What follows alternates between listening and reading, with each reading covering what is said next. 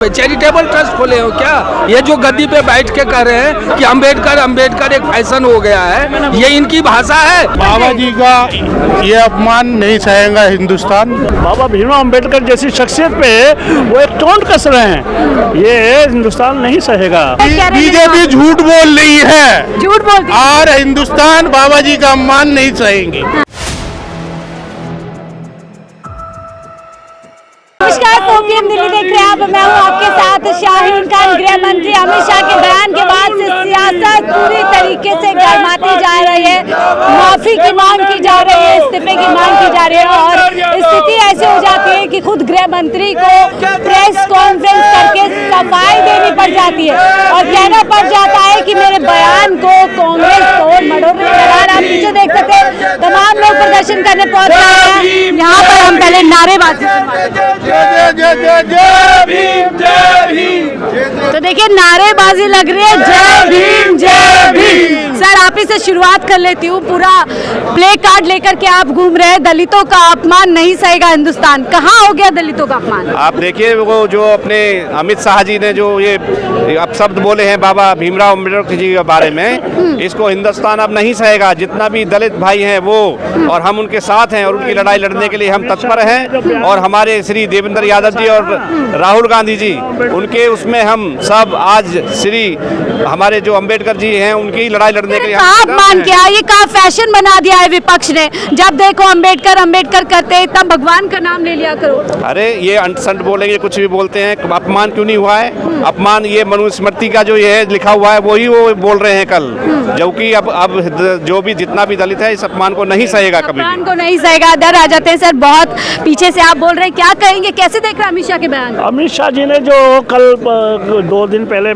Parliament में एक बयान दिया है, और जो उनका बोलने का एक तरीका था ना, आपने देखा? बाबा साहब का, बाबा भीमराव अम्बेडकर का इतना नाम ले रहे हैं, इतना नाम ले रहे हैं, इतना अगर भगवान का लेते, तो एक तरीके से वो एक इस शख्सियत पे, बाबा भीमराव अम्बेडकर जैसी शख्सियत पे वो एक टोंट कस रहे हैं, ये हिंदुस्तान नहीं सहेगा। इनकी जो सोच है ना, ये कांग्रेस ने मेरे बयान को तोड़ मरोड़ के पेश किया। सावरकर की सोच वाले यही चाहते हैं कि किसी तरह से इस संविधान को बदल दिया जाए, या संविधान बदलने का प्रयास कर रहे हैं। इनके बहुत सारे नेताओं के और आरएसएस के लोगों के बयान पहले आ चुके हैं, इस संविधान को नहीं मानना चाहते। सफाई दे रहे हैं आप लोगों ने, बयान बदल दिया है क्या? किसने? कांग्रेस ने। क्या बदल दिया?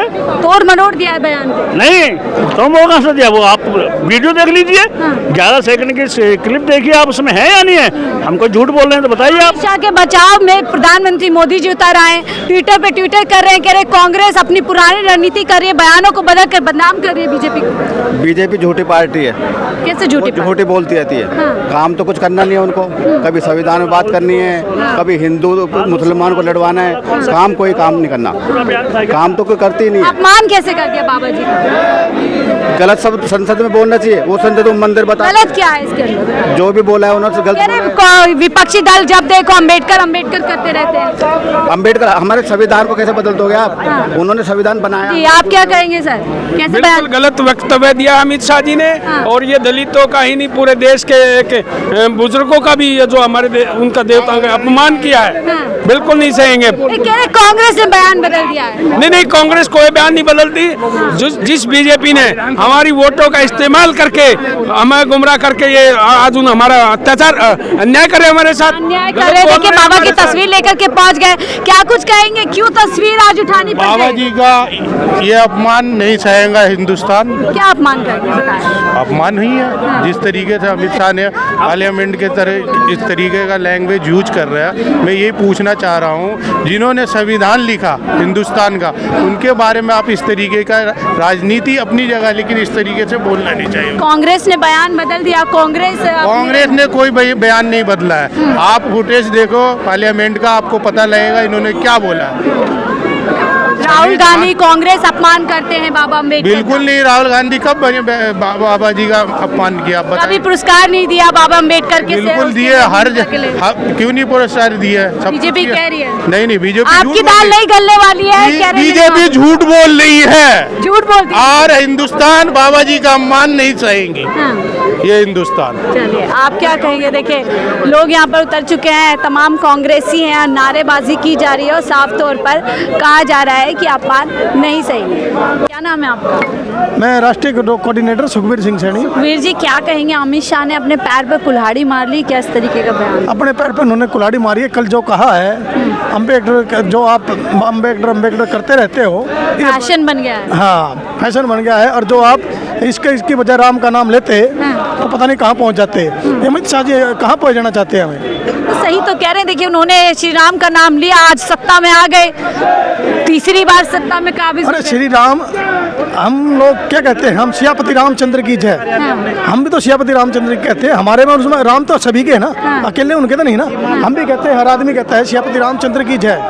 उसमें सीता जी का भी नाम आ गया, हमारा भी आ गया। हम हर आदमी के साथ हैं। और ये अमित शाह की तरह नहीं है। संसद भवन में जो ये बोला, ये ठीक बोला? आप बताइए जरा। क्या भगवान को राजनीतिक मुद्दा बनाना चाहती है बीजेपी? बड़ा बीजेपी हमेशा राम के नाम से ही राजनीति करती आई है, करती रहेगी। और जो ये भाईचारा है, आपसी में झगड़ा वगैरह करवाना, यही बीजेपी का खास मकसद है। सबका साथ सबका विकास तो पीएम मोदी कहते हैं। ये कहते हैं ना, लेकिन वो करते तो नहीं है ना। सबका विकास सबका साथ नहीं करते। ये सिर्फ झगड़ा करवा के इसका विकास कर रहे हैं फिर। ये जो विकास कर रहे हैं, अपने बीजेपी का खुद का विकास कर रहे हैं। हाँ जी। देखिए, और लोगों के साथ झंडा पूरा प्ले कार्ड लिया हुआ है, क्यों आज प्रदर्शन करने उतर गए? ये संघी विचारधारा के जो गृह मंत्री हमारे हैं, हाँ। अमित शाह जी, इन्होंने बाबा साहब अम्बेडकर का अपमान किया है। जिस अम्बेडकर ने इस देश में गरीब अमीर सबको एक समानता का अधिकार संविधान के स्वरूप में दिया, जिन्होंने महिलाओं के लिए उत्थान करने का काम किया, महिलाओं को समुचित अधिकार दिलवाया, उस बाबा साहब अम्बेडकर को अपमान किया है और कह रहा है कि ये फैशन हो गया है।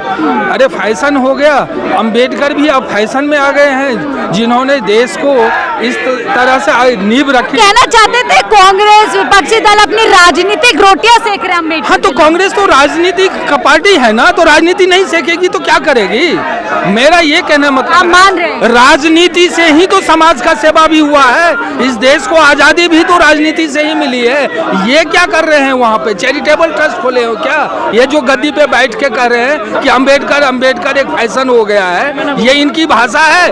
ये जो उस कुर्सी पर बैठे हैं, गृह मंत्री के कुर्सी पे, ये किनकी देन है? ये उसी अम्बेडकर की देन है जहाँ से चुनाव जीत करके आए हैं। क्या मंशा लग रही है इस तरीके के बयान के पीछे? मनसा तो साफ है, उनके दिल में जो है वो अंदर से बाहर निकल के आई है। इनके पूर्वजों ने बाबा साहब के जीते जी सब यात्रा निकाली थी रामलीला मैदान में। इन्होंने कभी संविधान को एक्सेप्ट ही नहीं किया। इनका तो यही नारा था कि अब की बार 400 पार, इसलिए क्योंकि संविधान को बदलना है।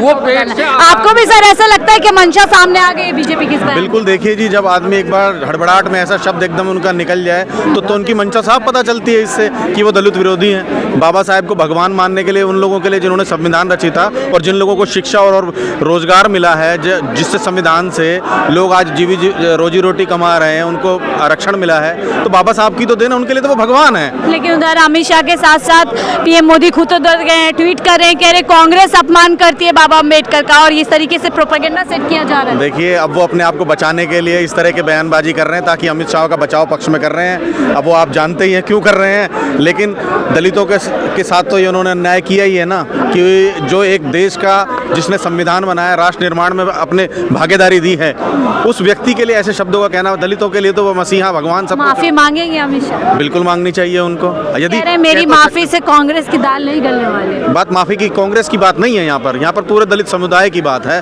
पूरे निचले तबके की बात है।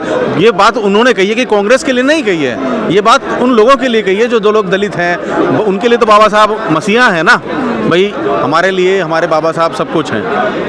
मसीहा हैं, सब कुछ है, इस तरीके की बात की जा रही है। जनता से हम लोग लगातार बात कर रहे थे कि वो इस बयान का विरोध क्यों कर रहे हैं और उनको क्यों लगता है कि अमित शाह जी को माफ़ी मांगनी चाहिए। और साफ तौर पर लोगों का यही कहना है कि बाबा अम्बेडकर, करोड़ों लोगों की श्रद्धा उनके अंदर है, करोड़ों लोग उनके अंदर है, भगवान की तरह पूछते हैं। आपने खुद देखा होगा कि अलग अलग देश के अलग अलग जगह पर उनकी बड़ी बड़ी मूर्तियाँ, अगर देश में सबसे ज़्यादा मूर्तियाँ किसी की है किसी भगवान के बाद, तो कहीं ना कहीं बाबा अम्बेडकर की है। ऐसे में इस तरीके का बयान निश्चित तौर से करोड़ों लोगों की भावनाओं को आहत करना है और ऐसे में माफ़ी की मांग लगातार जनता द्वारा की जा रही है। बहरहाल माफ़ी मांगते हैं नहीं मांगते, ये अपने आप में एक बड़ा सवाल है। देखते रहिए 4 PM दिल्ली। फिलहाल के लिए दीजिए साथ।